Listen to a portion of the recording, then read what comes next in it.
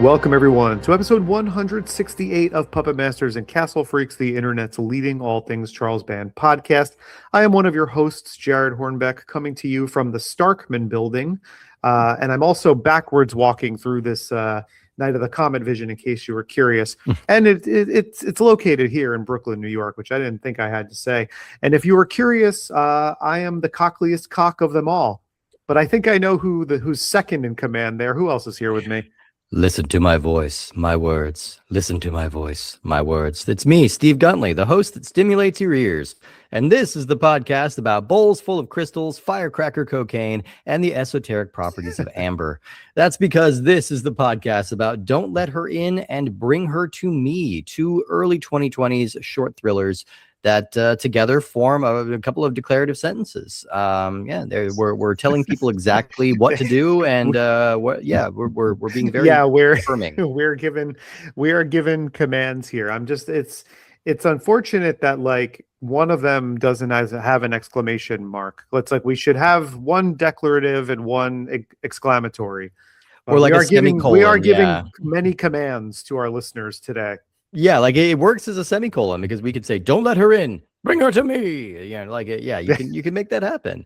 And if people are at home wondering if the similarities in the titles are the reasons that we chose to kind of bundle these together, you would be right. Yeah, that's largely, I think, the process behind bundling these two together. But they also share a couple of other similarities. These are both short films that were released on the Full Moon streaming platform. They both have exactly 4 cast members, interestingly enough. I don't think that was intentional. And they're both being brought to us by mainstays of the Full Moon universe, both older and newer. And we're going to be talking about both of them. So fun little movies to dig into. You know, I do like a short and punchy sort of like, you know, TV special sort of feeling movie. And that's what both of these are.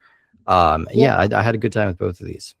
No, I did too. And I think these sort of signify a change at Full Moon. I mean, I say a change, and we'll talk more about, obviously, the Ginger Weed Man because of the Brooks Davis connection. But like, you know, I do think when you look at these two particular movies, with the addition of the other stuff that like Chris Alexander and Ali Chappell are doing for Delirium Films, it's like a very much concerted effort to like move into these little more dramatic, little more atmospheric, just short, punchy to the point movies, not relying so much on tiny terrors or, you know, drug paraphernalia come to life or anything like that. They're very much more human stories. I mean, obviously they're supernatural in some ways and we're dealing with demons and things like that, but they are more human stories. And I think that these two kind of represent a change in the direction of some of the newer Full Moon stuff that I appreciate. Like I like that they are telling these stories. Because, you know, we've been doing this show for a long time now. And if it's kind of weed comedies with little guys, it's not really in our wheelhouse. And then, even, you know, there's the Ginger Dead Man, the series continued to go on too. But I think this is just much more straightforward in a lot of ways than some of the other things that we have seen. I feel like when I think about modern Full Moon, it's almost like until like pulp noir. It's bombarded with a lot of these kind of silly stoner comedies or things like Killer Eye, Halloween Haunt. That's sort of like really like indifferent feeling. Like here you have two examples of like people who set out to make pretty good short and to the point movies. They did. I like that both of these feel like they would be sort of standout episodes from a poorly remembered anthology series that aired on like Showtime in 1995. It's kind of what they feel like. And I mean that, I know that sounds like a little defamatory, but I really mean that as a compliment. They feel self-contained. They've got like these small, simple stories. They introduce like just kind of casual, gratuitous nudity for no reason other than, you know, getting the ratings bump and, hey, we're basic cable, we can get away with it. and Mhm. they always end with like a pretty goofy twist. And I enjoyed both of these for what they were and for what they kind of contributed to Full Moon. Let's learn a little bit about the first one of these Oh, what a chronologically, great idea. which is called Don't Let Her In. It's released April 30th, 2021. It was written and directed by our old friend Ted Nicolaou, and it stars Lauren Doctor, Kelly Curran, Cole Pendry, and Austin James Parker. That is the whole cast. Not a whole lot of research to be done on both of these movies because they're very new and they just haven't really been covered very extensively. But I was able to find out that this originally aired on the Full Moon streaming service in 2 half-hour episodes. They were eventually re-edited together into 1 hour-long movie, very similar to what we saw with Piranha Women. And I'm not really sure why they did that. And the ever reliable IMDb trivia says that even Ted Nicolaou is kind of like, yeah, I don't understand why we did that way. Like, it doesn't really add Yeah. anything to break up an already pretty short movie.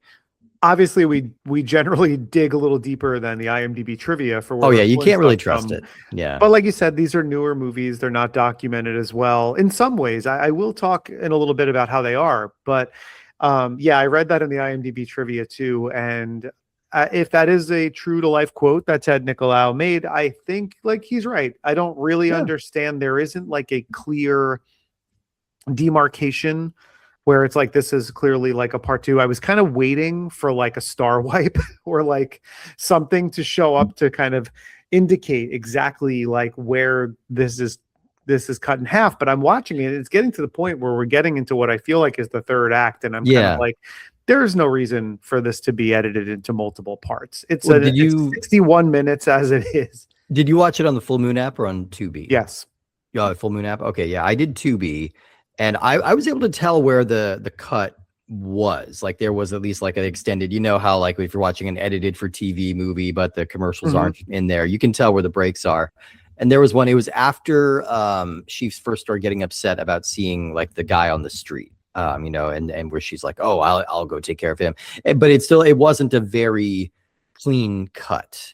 It was very, it was pretty clunky in that regard. But the basic premise of this is that there's a young couple that are renting out a room in their unbelievably decadent LA loft that I'm no real estate expert. I would think this would cost like 20 grand a month. At least. Steve, are you not familiar with this building? No, I'm not. This is the Starkman building. This is a famous LA building where a lot of television shows and movies have been shot. Okay. This is before their move to Cleveland. So this is in LA and it is a famous location. And you might not have recognized it, but it is in fact the exterior of Patty's Pub. It's Patty's Pub. Okay. And some of New Girl is shot in the same building too, isn't it? I believe so. Yeah. But I mean, it dates back to like Columbo and shows like that shot things here. Like this building has had music videos and TV shows and movies shot there, a lot of them. And it is huge. Like it's unbelievable. And you go in and it's like, oh, what do you do? Oh, he's a struggling musician and she paints posters for Full Moon movies and occasionally does fan art. I'm like, this is laughing. Hunters International shit. This is you beat me too. Oh, I'm sorry. Oh no. It's ridiculous. No, it's totally fine. I step on your feet for a joke a lot and you beat me to this one. And I was saying the same thing. I'm like, this is a House Hunters International premise if I've ever seen one. Seriously, like, we only have a budget of $6 million a month, and I'm a kindergarten teacher, and I am a professional dreamer. Like it's very much that level. But like they're introducing this new element to their house. Like, we have a potential new roommate, and her job, by the way, arranging bowls of gems. Like and she even like says it, she even acknowledges how silly it is, but she says that people pay big money for this, so maybe it's some comment on like LA culture. But apparently she's going to help supplement the rent by selling her curated bowls of rocks. But of course it turns out that this beautiful stranger who is moving into their house maybe is not everything that she appears to be, and they keep finding her chanting and doing weird stuff, and occasionally her face turns into a rat. Which you don't like generally because her face otherwise quite good. But it's preferable the not rat version. Yeah. Well, I think I can kind of tell Steve a little bit why this one appealed to you, in the sense of why you enjoyed this, because I think you're like me in the sense that I always welcome like a paranoia horror movie. Yeah, Like, and I also love kind of like an unwelcome or overbearing roommate or like roommate from hell subgenre of a movie. So totally. like, I'm thinking about like Single White Female or movies like that, and there's a Pacific little bit of Heights. that. Yeah, yeah, yeah. I Pacific wrote Heights. Oh those are the man, movies I yuppie wrote down. horror. Yuppie, it's yuppie horror. That is kind of what this. I wrote down the same thing. I'm like, this feels like a throwback to the yuppie horror boom of the early '90s, and I really love Yeah. that. Matthew Modine and Melanie Griffith can't have their perfect apartment because Michael Keaton is just a tenant who Yeah, lives. who is it just comes in and squats, and he's just creepy. That movie is a wildly funny movie. That is so funny to me. Yeah, Yeah. the But I first mean, and first real one of problems my with the movie.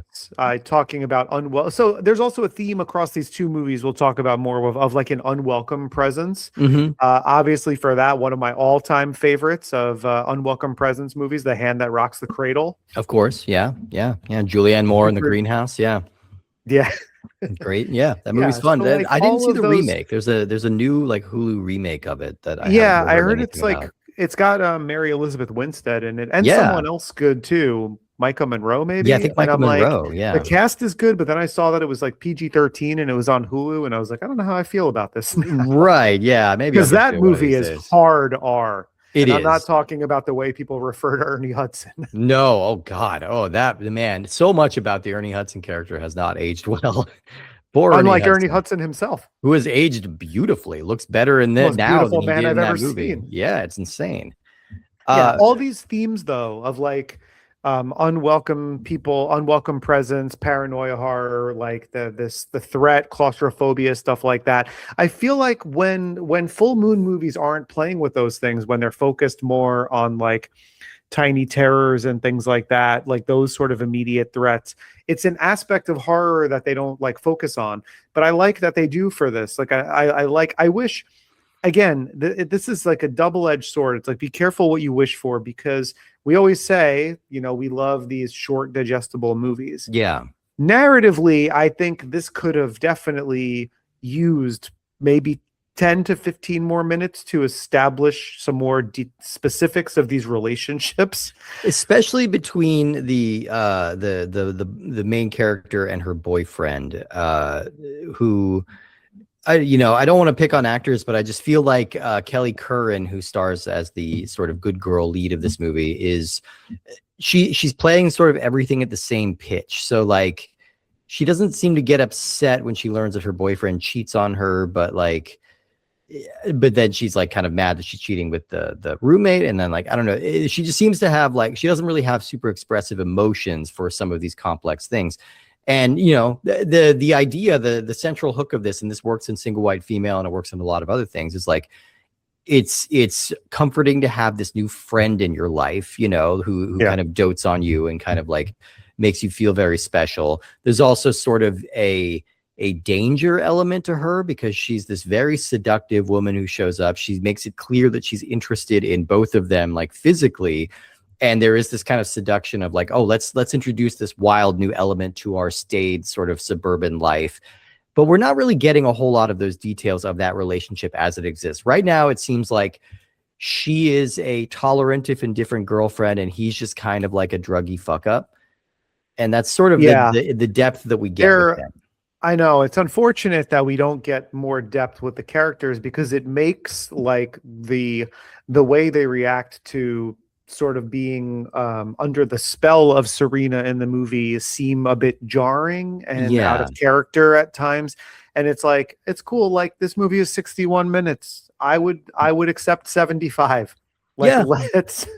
Especially because let's it's go a little deeper. especially because it's a Ted, and like we always talk Yeah. about, like it really does make a difference having somebody like Ted behind the camera, because he is somebody who is an old pro. He understands genre tropes inherently, and he understands like how to make a good movie. He's just very rarely given the kind of budget consummate to his talent. And so what we see a lot of the time is just like Ted maybe bumping up against budget, bumping up against camera, against talent, against other things that they are kind of outside of his control, but he's making the best film possible. This is really well structured. It follows like a good like 3-act like pacing.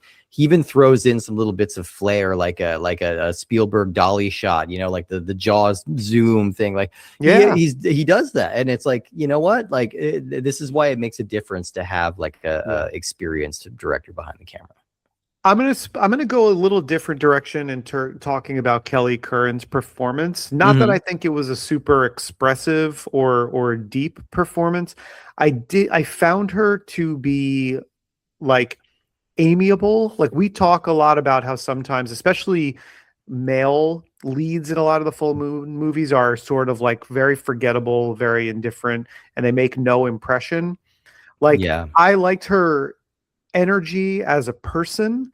And so I think I think she's done a bit of a disservice by what feels like probably swaths of, because they claim that these were pitched as shorts. Yeah. But it feels, when you watch it, like there are swaths of pages that have been removed. And it almost feels like there's a little bit of a hesitance on her part to fully commit to how she should be expressing herself in a scene, because it isn't even like 100% clear in some of the writing. So I feel like she's not done really any favors. I do think like it is a bit one note when she's kind of then starting to react to the things that are happening when they're under a spell from Serena. But initially I was kind of won over in the beginning by her, like, just being like, I kind of dig her energy in the movie. Yeah, no, I think she's very she has a very pleasant like presence. Pleasant is a good word, yeah.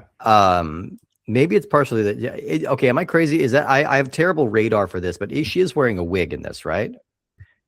It doesn't look like her natural hair. I know she is a brunette in real life, but this, I don't know, something about her hair just looks very too form. I don't have the best eye for it, so people, I'm not listening sure, in, let me know. and I will say there was behind the scenes. There's a video zone and another behind the scenes featurette on the Full Moon app for the movie, and because they're all kind of shot at the same time, she's still, if it is a wig, she's still wearing it. Okay. So it's not like I saw a picture of her from the set with different hair. So I honestly, I don't know. There's something about it I was just bumping against it. I think maybe it's just that they both, she and Lauren Doctor, have similar hair color, and they wanted to see a little differentiation. It reminded me of like Jennifer's body in that way. Yeah, like it. Kind of leaning into some of that. Yeah, well, no, she is perfectly pleasant. I think it just is a matter of expediency, and maybe it's. I think Lauren Doctor really kind of walks away with the movie, doing a really having fun doing this like femme fatale sort of like mystery woman vibe. She gets kind of stranded every once in a while by the editing, like you mentioned, the backwards walking out of the room. They were clearly going for kind of like a Jacob's Ladder style, like shaky walk, like 9 Inch Nails music video or whatever. Like. They were going for that, but there's one time where they do it with the quick cuts and the editing and the fast shaking, and there's one time where they forget, and so she's just kind of like walking backwards, all hunched over, like doing troll arms, and I'm like, oh, you kind of stranded her there. Yeah, no, I agree. I think she's probably she's the standout in the movie, but also, aside from I think having the most interesting character, she's got a great like Barbara Steele face. Yeah, she really does. That's who she reminds me. Okay, this huge, expressive, dramatic eyes, and like, just very, very intense energy. Yeah, like if you've ever seen, I mean, if you know who Barbara Steele is and you've seen any of those movies, like then you know. But if you haven't, what I would say to look up the poster art for Mario Bava's Black Sunday. Yeah, and you'll see kind of like eyes. Sort of like a rendering of her face on the cover art. And I think Serena has that here, Lauren Doctor. I think she's very kind of magnetic when she's on screen. So I'm going to say two things. One, I also feel like the motivation is a little hard to understand and maybe a little bit unbelievable when we're talking also about Ben, the boyfriend. Because I feel also like I think Cole Pendry is also pleasant, very pleasant seeming in the movie, but Yeah. he has one of it's so funny they gave I thought at first they gave him this thing. It's like, oh, we're gonna make him like a little scruffy, he's gonna be a musician. He is a musician. Yeah. So like he picks up a guitar, he doesn't do anything particularly noteworthy or impressive with it, but he does Oh, play actual chords. So it's like you're watching, he is a musician. Um, and so I was like, okay, but I did find it kind of funny that it's like they're, and I don't know if because he's gone for a long period of time in the movie, and then he yeah. leaves again, and I don't think it's only supposed to be a day or two that he's gone there, and I don't know if this was something. I'm presuming that it's unintentional, but with wardrobing, there's a lot of repeat wardrobing in this movie, which is Mm, something I don't always notice. But no. I noticed there is like a circle, there's a shirt with like a circle logo on the front with a Medusa head that says on the top, it says all your sisters, and the bottom it Oh says yeah. something else. And Kelly Curran is wearing this shirt in 75% of her scenes, Yeah. and they take place over like a long stretch of time. That was throwing So, me a little bit too. Yeah, I'm like, how long is this movie taking place? Or like, is she a shut-in? Like, she needs to change her clothes. well, okay. I'm glad that you said that because I do think that the character is supposed to have a history of mental illness and depression, Hmm. which is kind of why Serena is able to gaslight her a little bit. And Yeah. because I think it's kind of like she's susceptible to that and is like, there's mention of meds, there's mention of regulators, things like that. We Yeah. just don't get enough of it, like enough of it to really get the picture of who this person is and why, and like why Serena would choose these like certain charms to put them under the spell. It's like this thing moves fast, almost maybe too fast, like Yeah. without giving us enough of that background. And I think maybe you're right. Maybe that was written. Maybe that is so we were supposed to be perceptive to that. That she's kind of she's kind of just like wearing the same clothes and just hanging out in the house like a lump for a while. Yeah. You know, like I maybe that was a choice. And if that was a choice, then I want to give them like credit for making that choice. But it wasn't. There was never anything in her demeanor to really indicate that she was going through a manic depressive episode or anything. Exactly. So I it think was a little hard to ultimately, tell. yeah, ultimately she was just kind of too passive as a lead character. You know, you generally want a character who's a little more dynamic, a little bit more engaged in their own narrative, or like just injecting a sense of urgency into some of it. And I think she doesn't really get much of a chance to do that.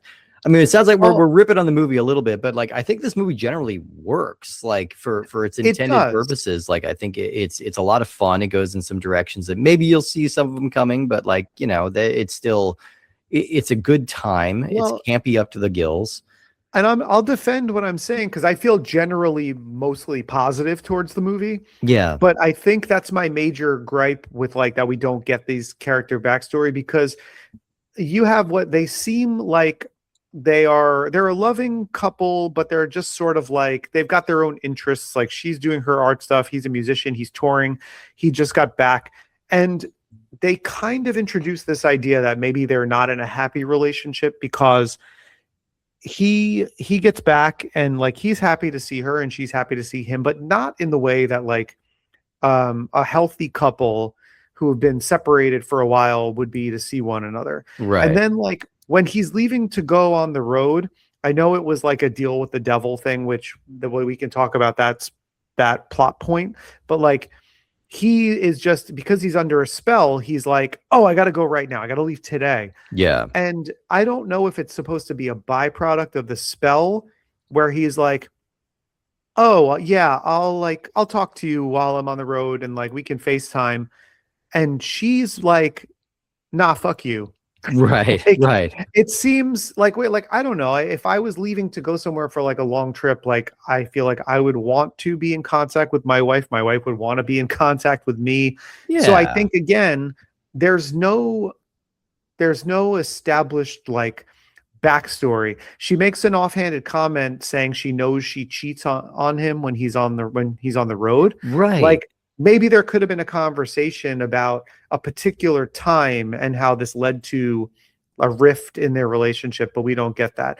Or it But would then be a good way again, to like it's like, add color to her character and say like, yeah, look, I know I don't care that you do that out on the road. I'm secure enough. Like I don't yeah, care, whatever. Like maybe just don't do it in front of my face or something like that. Like it could give her like a little shade, a little yeah, confidence behind her, I don't know. That not to Monday morning quarterback as I no. am loath to do, but But there are a lot of positives, like you said, about this. I think it looks generally good. I think both of these movies are shot by a guy named Howard Wexler, who's a oh guy yeah. who works a lot on these like newer full moon movies.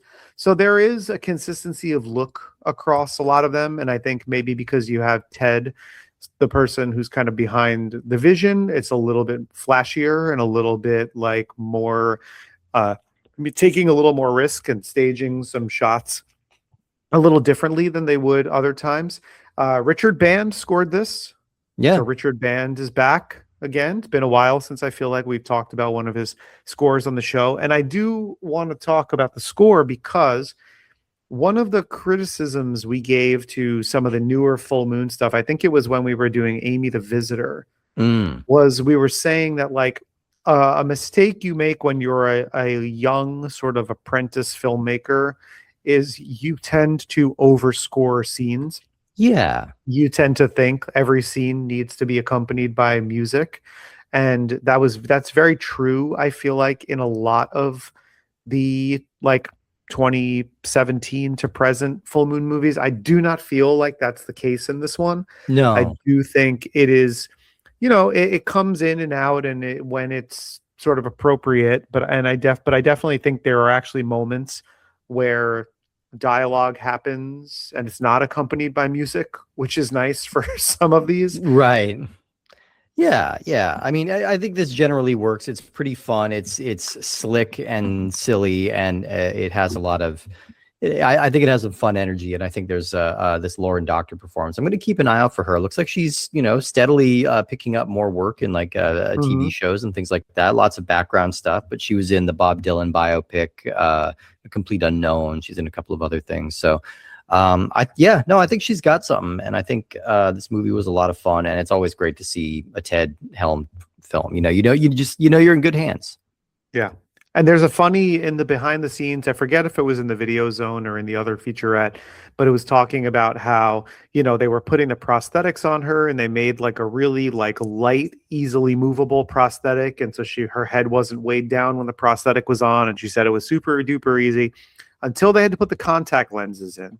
Oh And it yeah. was just, she had never worn contacts, and getting the contacts in was like a huge ordeal that like brought production to a standstill because it And was just like something that they couldn't do. I imagine they don't make contact lenses that big. I mean, she's got these gigantic like anime peepers on her, and maybe there's just a sheer problem of like finding a disc big enough to fit in her eyes.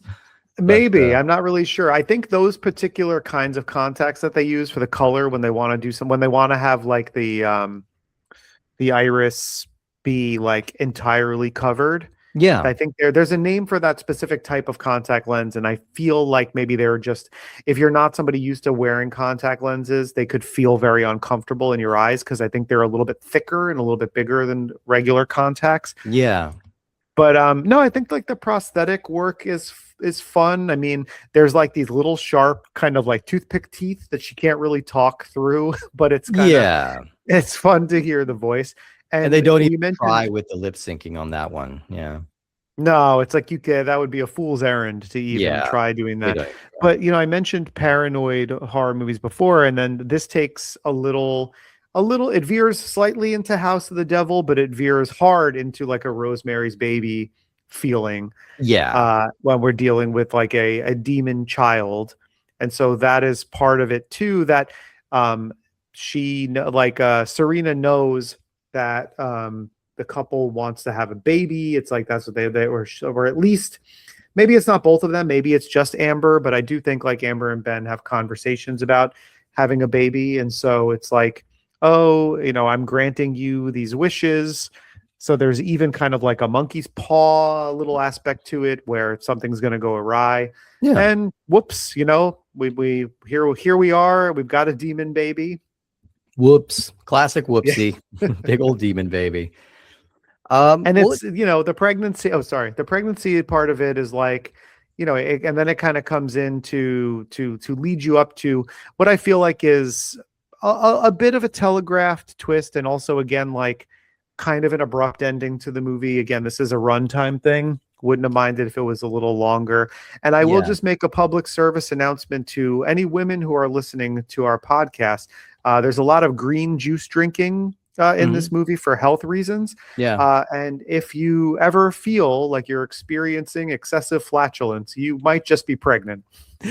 You might just be. You might just be. No, I agree. There's a real Rosemary's Baby vibe to the back half of it, which kind of only makes the differences starker because like the Mia Farrow performance in that movie is largely a passive character but it's still like really compelling and really engaging because we're engaging with her fear, we're engaging with her paranoia, and we're aware that she's kind of locked in this sort of social structure where she doesn't feel like she has very many resources or people she can reach out to like outside the vein of her husband. So yeah, it's a smart way to take the story. I just think maybe the performances weren't quite up to the same par. Shockingly, this movie is not as good as Rosemary's Baby. I'm sorry to disappoint everybody. But if you take nothing away from what we were saying, because we're sort of, as we are sometimes want to do, where we're giving our honest opinion and maybe like nitpicking a little bit about a 61-minute full moon movie that we think is generally pretty good. Yeah, I like it. Like definitely watchable, and I would say maybe even like more than watchable, enjoyable in a lot of ways. Absolutely. And you know what? I'm going to say the same thing about our next movie. Let's segue right into it. Bring Her to Me was released October 22nd or 27th, 2023. It's directed by Brooks Davis and it's written by Davis and Kent Rudebush.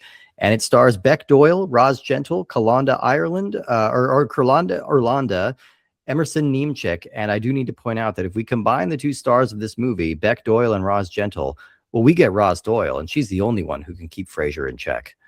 I mean, listen, we've been doing this show for 168 episodes. This is the first time that I've ever had the opportunity to talk about my love for Perry Gilpin. Oh, come on. Yeah. Roz. She's a Texas girl, isn't she, Steve? I think she is. I'm pretty sure she is. And it was a Seattle show where I was living before this. So, yeah. True. Yeah. I think Roz is super hot. I've always loved Perry Gilpin on that show. And I don't know what kind of stretch I would have to make for her to somehow fit, but if she ever wants to be a guest on the show, the lines of communication are open.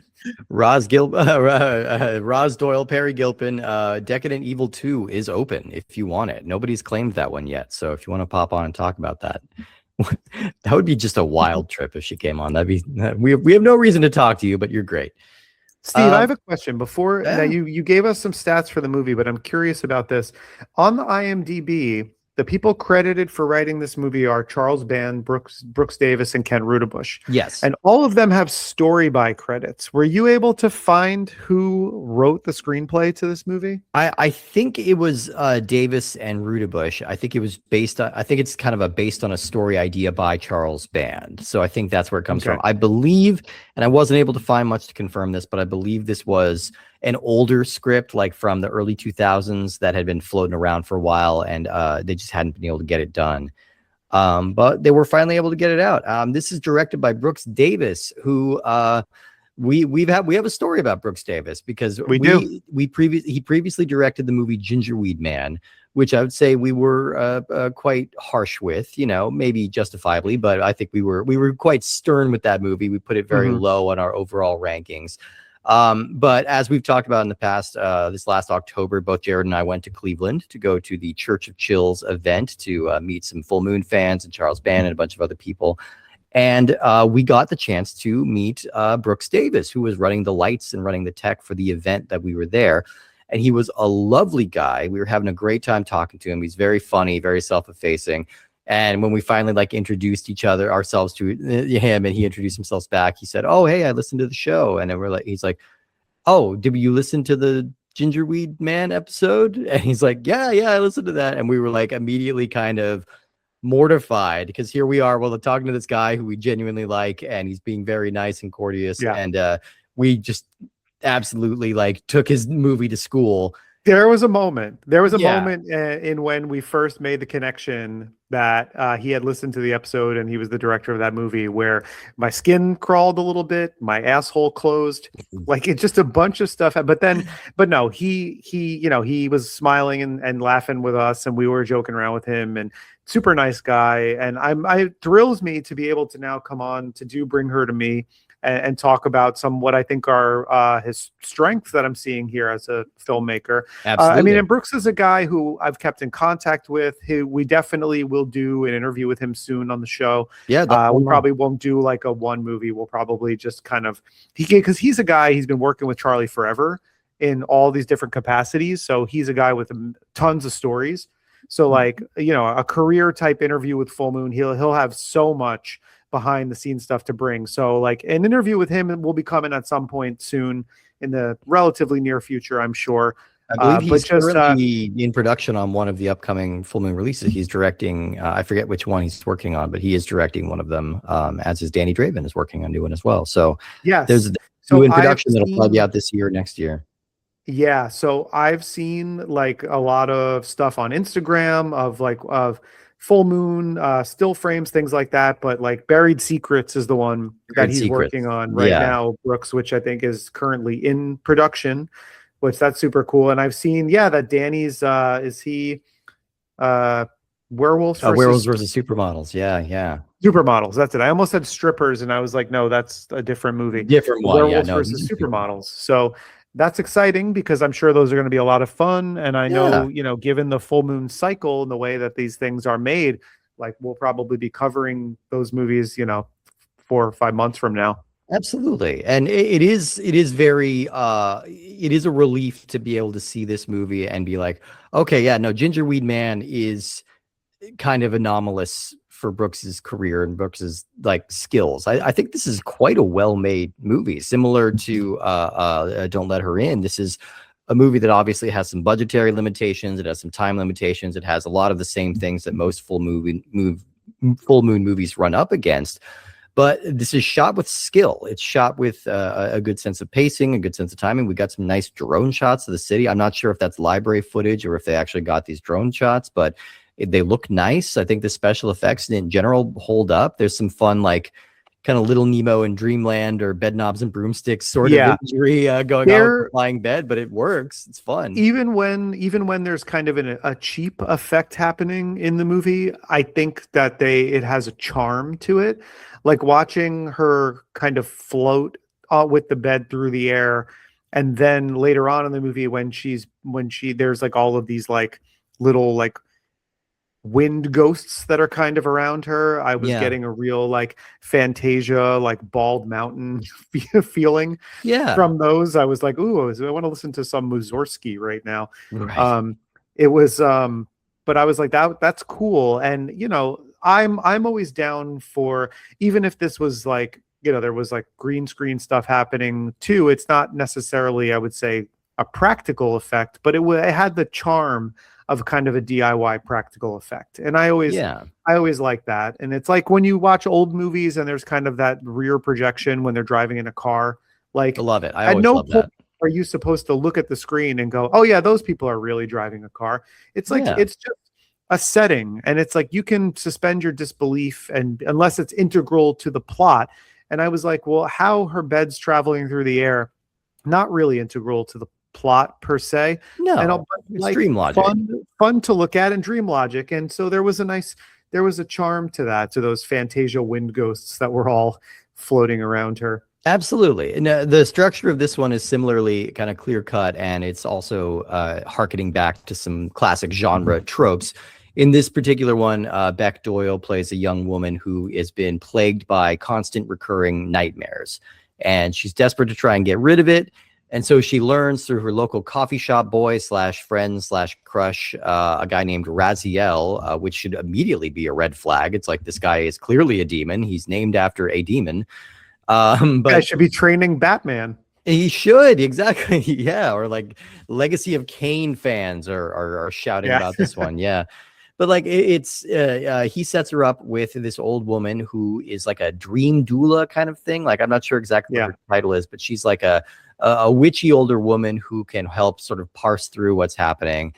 And it turns out that neither her nor the coffee shop boy are up to any good. They are trying to manipulate her into going and being the subject of this demon king who made me laugh pretty much every time he showed up. He's got real Chris Angel vibes. And every time he popped on screen and was doing his bit, I just kept imagining this as a sketch of like a woman showing up on the worst first date of all time.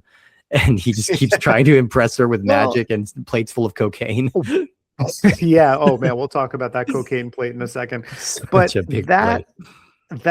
there's something in, and I think it's in both of these movies that I did appreciate. While the tone is generally a little bit more serious and a little bit more human and sinister than some of the full moon kind of wacky comedies of the time, I do think both movies have a smart embracing of camp that I think adds a level to it that's important to have, because you know, when you are working with these limitations, it could be a detriment to the movie if you try to do everything super sincere and super straight faced.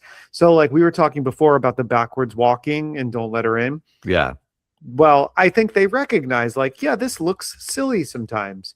And with the chanting, it can sound silly too. So let's play it up a little bit for like a camp value. Yeah. And it really pays off when she shows up at doing what I can only describe as like, if her backwards walking in the movie is the chest burster scene in Alien, then what she does during the end credits of the movie is the Spaceballs chorus line chest burster. Like kinda, it's 100% winking at the camera. It's completely recognizing how absurd it looks and sounds in that moment, but that's good. It's like a nice, like it's a tension breaker and it's camp. And I felt like these scenes with this like dream demon in the dream world kind of operated the same way. They're not trying to be scary in that moment. I think the real like threat in the movie is coming from the two, again, another recurring theme, unwelcome visitors in her apartment. It's Roz, again, not to be confused with Perry Gilpin, it's hard for me to say Roz and not think about Perry Gilpin. Roz Gentle, but, you know, again, another small cast. So it's Abigail and Roz who are like watching Mara sleep, and that's the threat, really. So you're totally right, Steve. Like the way that he's kind of like he's almost like doing a Robin Williams genie, where he's like turning around. What if I offer you this? And this and this? And then I did get like a good laugh when it is a Scarface size mountain of cocaine. Like that. We don't know this girl well, but she lives in a modestly painted, like exposed brick, like ox blood apartment. She seems to live fairly modestly. She's healthy. And I don't know why he thought he could tempt her with the world's largest pile of cocaine. But apparently that's indulging a secret desire of hers this whole time. I really liked Beck Doyle. I thought she was a very again, they're both another similarity that this movie shares with Don't Let Her In is that we both have very beautiful brunettes in the leads with gigantic eyes who are very expressive and very I think she's rooting the movie really well. And then Roz Gentle.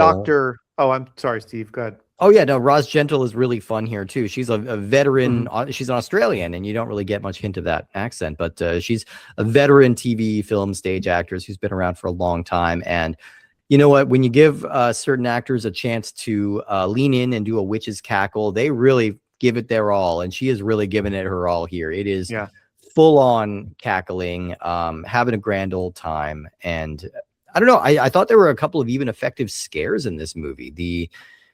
There is, we don't, and one quick thing I'm going to say, Steve, you mentioned Rosalind Gentle being Australian and not giving a hint of that. Beck Doyle is also Australian. Didn't catch it at all. And I will say she does a good job of hiding her accent in the movie. There is sometimes really you hear about those accents fighting for their lives, and like I've not really in this one. There's something about this, and I've talked about this with other actor nerd friends of mine, but like British actors can often struggle with the American accent. Something about the R's or like the intonations or something like that always kind of feels a Mhm. little off. Australian actors are almost always really convincing. Like Toni Collette and Kate Blanchett and even Chris Hemsworth can do like a solid one. And Yeah. people like, I think Toni Collette even pulled off like a Philadelphia accent in The Sixth Sense. And that is famously one of the trickier accents to pull off for anyone who's not from Philadelphia. So yeah, Yeah.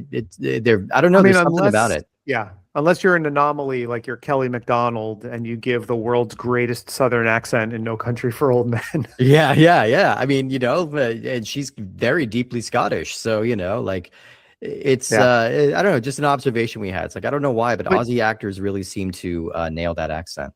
yeah, you made another observation though about scares, and I will say, like, we don't encounter a lot of jump scares, or when we do, we don't encounter a lot of like particularly well orchestrated and staged jump scares. Like, there's definitely things that happen in some of the movies we watch where there's like a musical sting, and it's like, okay, so like I guess this is supposed to kind of jostle someone a little bit, Yeah. but there is a actually legitimately well choreographed and staged jump scare in this movie. I'm not saying it made me jump off the couch or anything while I was watching it, but in my head, as someone who is paying attention to how these things are staged, it is very effective because there is a very minimal use of score. And we talked about the Yeah. scoring, and I feel like the want sometimes is to overscore. And it's I'm blanking on Beck Doyle's name. Oh, Mara. Mara. Mara's character. She is up. She's up from one of her dreams, and she had just gotten back into the house, and there was an outside presence that was kind of, and so it's like kind of a pensive moment where she's kind of lost in thought, and she's just like putting groceries away or doing some mundane task, Uh-huh. and there's a very subtle little dun, dun, dun, dun, dun, Yeah. like a little like thing, and then that ends, and then she walks to the door, and then as she opens the door, the same like man from outside bursts into the door and kind of knocks her down. And it was a good moment of tension, well orchestrated, and we just don't really get jump scares like that in these movies. And that was definitely one thing I wrote down in my notes, was like, that was a pretty effective jump scare. Well, So good on them for that. I really felt like, and I don't know if you'll agree, and obviously I'm not saying it's going to be on this caliber, but I feel like it was using the same structure from your beloved Exorcist 3, the infamous scissors jump scare, which is done from like a long shot, and it's just kind of abrupt, like they don't really telegraph it at all. I think this one is doing that too. It's like a medium shot. It's from the distance. We're not like cutting or moving the camera in any way to prepare us for a sudden shift in energy. She's just going to open the door, and then he's in, and like we're, I thought it was well staged, and it reminded me of Exorcist 3 in that moment. Yeah, it certainly doesn't. It's not as long as Exorcist 3. Like Exorcist 3, I mean, that scene like is so edge of your seat because it's so drawn out. This happens over maybe like a 10-second period. Yeah, but again, you're totally right. It's static, medium shot, and there's no camera movement. And because a lot of times, like, I think there's an impulse to have these kinds of like reveals or scares happen from closer up shots in these movies. yeah. I think this was actually like a really smart idea to keep it static medium shot for that, because it worked. I'm glad you pointed that out, because I wrote that down too, and I was like, then I started thinking about it, and I was like, almost like, am I giving this shot too much credit? And then you brought it up without me bringing it up first. So I think that speaks to that it actually that it worked. I mean, I think it's well, even if it's not on the par of that in execution wise, like I think that's where the inspiration is coming from. Yeah. I would not be surprised if that's, and I think it's whether intentional or not. Yeah, right. And it's a jump scare that I think could work on someone who is not like a seasoned horror movie watcher. Like, it definitely can catch someone who is kind of a wimp off guard, who can't handle jump scares. And it's not an overly dramatic musical sting too, because he comes in and he's like talking, so it's like immediately into action also. One thing, there is like and this isn't a criticism of the movie itself, but it's an overall kind of like negative effect of, again, shooting these movies as quickly and cheaply as they are. Yeah. A lot of the things that happen both in this movie and in Don't Let Her In happen in the broad daylight Yeah. and in like pretty brightly lit rooms. And I think it obviously happens because shooting at night is expensive. Yeah. And but I think there are like certain scenes now, if if you're trying to use like something like Halloween as an influence, right? The scene where Jamie Lee Curtis is walking home from school with her friends and Michael Myers is just standing in random places in broad daylight. Incredibly effective Yeah. scene. Yeah. Yeah. I do think that here you could sort of achieve the same thing, but the way that they're used here, the character isn't really telegraphed in a way that we know who that person is. So they Yeah. have to establish that this is like an unwelcome outside force, which, spoiler alert, in this movie it ends up, or in Don't Let Her In, I should say, it doesn't actually end up being one. Right. But here it's like there's a lot of times when it's like a character is outside, and I just feel like these scenes would be more effective if it was nighttime, and some of the action happening inside would be more effective if it was happening in a more appropriately lit room. Yeah. But again, I recognize that that's really hard to do. So I Yeah. recognize Yeah. that that was almost probably out of the question from the beginning for a lot of this stuff. Yeah. And so I don't want to put that on Brooks or put that on Ted, because it's kind of like understood probably to them that they have to have these scenes take place at certain times for that reason. I just was thinking about when there were times where something that was, creepy, for lack of a better word, would have felt more like, in how I brought up House of the Devil Uh-huh. before, which is a movie I fucking love.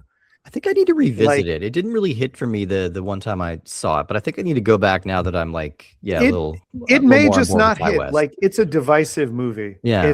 It's a slow burn if there ever was one. I think I love the slow burn aspect. I think it really pays off. Hmm. But when it does cut to Jocelyn Donahue in the attic, Yeah. it's like these flashing lights, and then it's like she's in mostly darkness. And so I feel like when stuff is happening in this movie, like if it's stuff with Roz and Abigail, it would be cool if the room was pitch black except for them or something like that. But again, this is hard to do when you are limited in the amount of time you have. And I think it's a lot easier, obviously, to get a shot right the first time if you're doing it in a well-lit room. Right. Yeah, for sure. I Yeah. do want to spoil the ending of this movie a little bit because and I do recommend you watch this. It's less than an hour. It's on Tubi for free. And if you haven't checked it out, definitely check it out. But yeah, I do want to talk about the ending because it reminds me of one of my personal pet project movies. I feel like it's definitely calling back to Rock and Roll Nightmare, the John Fasano Mhm. film. That, spoiler alert for that movie too, the big twist of that, the big thing that I think today is still brilliant. I still think it's like a hilarious structure to do, but the entire movie, John Michael Thor's character is being stalked by these little demons who are like crawling everywhere and taking over his friend. And then the big third act reveal is that not only is he aware that he's being stalked the whole time, but he is actually secretly an angel who's been sent down to defeat them. And it culminates Yeah. in a big battle scene where a shirtless John Michael Thor is getting rubber starfish thrown at him by a PA. And it's just the greatest shit ever. This is kind of doing a higher level version of that, where it turns out, oh, yes, by the way, you thought you were manipulating me the whole time. Turns out I'm a demon hunter. I tricked you into falling into my dreamscape, and now I control this, and I'm going to torture you and kill you. So fun reveal. It's another one of those things that Mhm. makes me feel like this is just a lost episode of Freddy's Nightmares or something. It's got the Yeah.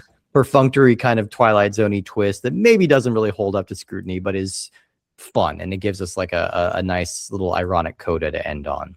I don't know. I think it's great. I think it works really well here. And I think that this is a very the fact that this turned out the way it did is really interesting, given how this was one of the true, like, this came from concept art. Yeah. It was like, we have a poster of this woman on like a floating bed. Do with that what you will. Yeah. And then to have gotten this 55-minute movie short that we got, it's pretty interesting. And I also think this is like Don't Let Her In. This is very well documented. Yeah. I don't know if there's just a video zone proper about Bring Her to Me, but there is a behind the scenes on the Full Moon app, which is 36 minutes long. Wow. And Almost longer than the movie. Yeah. yeah, That's it's like crazy. two-thirds of the runtime of the movie, and it's like it's a lot of it. There's like bloopers, and and I think because I watched the behind the scenes of Don't Let Her In also, and all of the cast members of Don't Let Her In seemed like very nice, Yeah. amiable, pleasant people, and I got kind of the same thing, especially like Beck Doyle. She comes across really well in a lot of the and a lot of the behind the scenes stuff. Oh, good. And also there's some watching, there's a part where you're watching Brooks direct a scene where Roz has like green goop coming out of his mouth, and that he falls kind of down in pain with the goop, and Mhm. you see Brooks get up and kind of say, hey, no, you can't go that far down because we can't see you on the monitor. You gotta, like, we're still rolling, but like, we're gonna stand up, we're gonna do that again. And then like watching the way Brooks is with the actors too, he's like very supportive, and like he's he's not like he's not pushing them too hard. He seems like a pretty pretty friendly, easy to work for director Yeah. in the behind the scenes stuff. So I like the fact that, like, even though these are pretty new comparatively, and we sometimes run into where we're like, oh, well, there's not much about this. I mean, if it came out after 2017, it doesn't really have anything devoted to it, and it came from the video aisle. And so we don't have quite all of our sources to pull from for these things. But if you watch these and you're interested and you like them, go, and you have the Full Moon app, and you could probably find them on YouTube too, I would imagine. But on the Full Moon app, it's like the video zone and behind the scenes of these movies combined is like almost the same as their runtime. And Yeah. it's like they're surprisingly well documented for Full Moon movies that are this recent. Yeah, for sure. For sure. No, I had a good time with both of these. I think they're worth checking out. Yeah, exactly. You can watch both of them in the length of time of like one other type of movie, and I think they're good companion pieces, and they feel like it'll feel like you're discovering like a lost anthology show, and I think you'll have a really good time with it. Yeah, absolutely. I think anybody who listens to the show who's a Full Moon fan, if you just haven't gotten to these ones for whatever reason, you should definitely check them out, because I think you'll like them. We liked them, and I think there's a lot to like in both of these movies. If you like the show that we do from week to week, the best way to show us is to go on Apple Podcasts or Spotify and leave us, a 5-star rating, and maybe write a little review for us. That's always really nice when we see a new review pop up there, and it just helps the show reach a lot more ears. If you want to know like what we're doing, what episodes are coming up, or anything special that we're doing, the best way to keep up with us is on Instagram. We update on there the most. You can follow us at puppetmasters_castle freaks, or you can follow me at _giallo_jared, because I do also share a lot of the show stuff on my personal Instagram. We do day of releasing updates on Blue Sky and in the Facebook group. We do have a YouTube channel where a lot of people surprisingly listen to the show via YouTube. Yeah, shout out we YouTube. will have some video coming soon, a little bit there, and hopefully we'll add some more at some other point. But it's hard because Steve is just a busy boy. And Steve, what else have you got going on? Well, I am also working on my podcast, Cinema Arcade. That is cinema and arcade mashed together. That's what we do. We watch movies and play the video games based on them. We're recording this one fairly concurrent with where we are in our current series. So I can say we are wrapping up the Shrek franchise, which I've been immersed in for an entire month. We're going to be ending on Puss in Boots. And then I'm just going to announce it here so that I stop waffling and just pick a direction. The next game we're going to be the next movie and game we're going to be talking about is going to be Dirty Harry from 1971. We're going back to the granddaddy of the modern action movie. So nice. Excited to revisit. I haven't seen that movie in like 20 something years. So I'm excited to revisit. And I've never seen the sequels. So maybe this will be a new deep dive for me. Oh, they're I've been pretty in silly. I've been in like a Magnum Force sleazy and Sudden Impact. Sudden Impact, the Deadpool, the Enforcer. I've been in Yeah. kind of a sleazy like 70s crime movie mood Oh, it's a lately. good place to be, man. And I just, you know, I just watched another Don Siegel movie called Charlie Varick with Walter Matthau, which fucking rules. People haven't seen that one. So yeah, it's a good mode to be in, and I'm excited to get there. Be sure to check that show out. Be sure to check my writing out at Macabre Daily. You can find some reviews over there. Also, just follow my my Letterboxd. I'm at Minotaur Matador on Letterboxd. You can find all of my various opinions and list makings there. And you can also find us here next week. We are going to be talking about another soft core movie. We've been talking about a lot of these silly, sexy movies, and this is one of the silliest and sexiest that we've talked about yet. We are going to be watching the movie Lurid Tales, The Castle Queen. We have an amazing guest who is very qualified to talk about this particular genre of bodice ripper, and I can't wait for people to hear that. We had a great time recording that one. So check out that episode next week. All right. Well, this is the time when I usually say thank you to a guest, but we don't have one today. So I will just step all over Steve's really actually solid ending to this episode and say thank you everyone for tuning in every week. And we'll see you next time while we rip these bodices off for yet another softcore. So long.